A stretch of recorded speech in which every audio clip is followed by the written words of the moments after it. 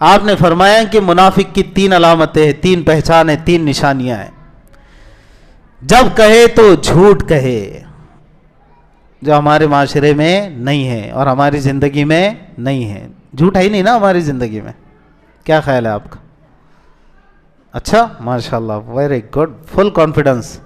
بھائی مجھے تو نہیں ہے کانفیڈنس، نکل ہی جاتا ہے 24 گھنٹے میں کہیں نہ کہیں 19-20. اللہ معاف فرمائے.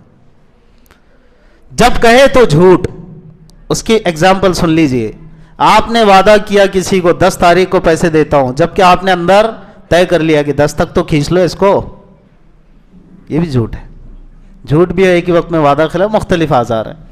آپ کو چاہیے کہ آپ واقعی نیت کریں، پھر بھی 10 کو ایڈجسٹمنٹ نہیں ہوا آپ اس سے معذرت کریں کہ بھائی میں بہت معافی چاہتا ہوں، یا تو ہو نہیں سکا یا پھر اتنا ہوا. اگر آپ اس پر بھی ذرا سا تھوڑا اور مہلت دے دیں تو آپ کو ثواب ملے گا، اجر ملے گا، وغیرہ وغیرہ. آگے کی بات. کیا جھوٹ عام نہیں ہے؟ پورے سماج میں عام ہے.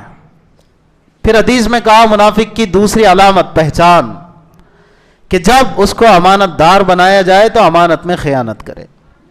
امانت دار کا کیا مطلب ہے؟ جو ٹائم آپ نے اپنی اجرت کے لیے متعین کیا اس میں آپ ڈنڈی مار رہے ہیں. سروس والا ڈنڈی مار رہا ہے، 10 بجے سے لے کے 5-6 بجے تک جتنے اوقات کا وہ پابند تھا اس میں اپنے پرسنل کام کر رہا ہے. ارے میرے دوستو، امانت داری سیکھنا ہے نا.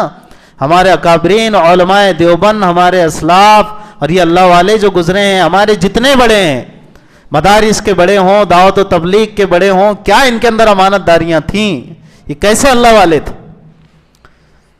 یہ حال تھا کہ اگر مدرسہ 7 بجے سے شروع ہوتا ہے، 11 بجے ختم ہوتا ہے، اس دوران اگر مان لیجئے بہت ہی ایمرجنسی کیس کوئی آتا ہے ملنے کو، ملاقات کو، حالانکہ اجازت نہیں تھی، لیکن مان لیجئے شاذ و نادر اگر ایسا ہوتا تو جیسی وہ آیا کہ بھائی یہ 2:02 پہ آیا ہے، وہ وقت لکھ دیا.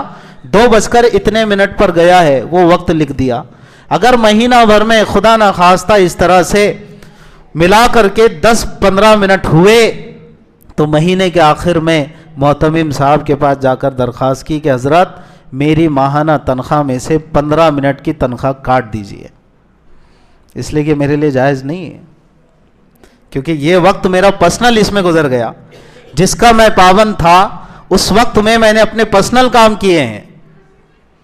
یاد ہوگا نا آپ کو حضرت عمر بن عبدالعزیز کا واقعہ کہ سرکاری چراغ کو بجھا دیا جب پرسنل گفتگو شروع ہوئی کہ نہیں یہ چونکہ سرکاری یعنی بیت المال کے تیل سے جل رہا ہے یہ چراغ، کہیں اللہ قیامت میں مجھ سے سوال نہ کر لے کہ اپنے ذاتی کام کے لیے بھی بیت المال کے مال کا استعمال کیا تھا، تو میں اللہ کو کیا جواب دوں گا.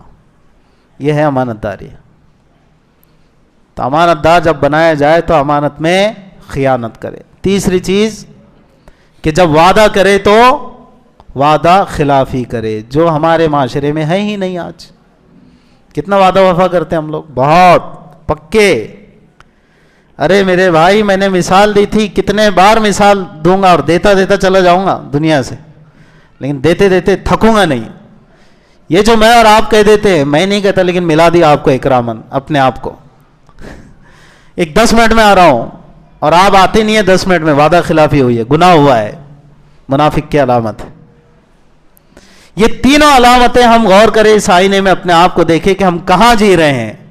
اور اگر یہ گندگی ہمارے ساتھ لگی ہوئی ہے پھر ہم امید کر رہے ہیں اللہ اپنی رحمت کے ساتھ متوجہ ہو. اللہ کیسے متوجہ ہوں گے؟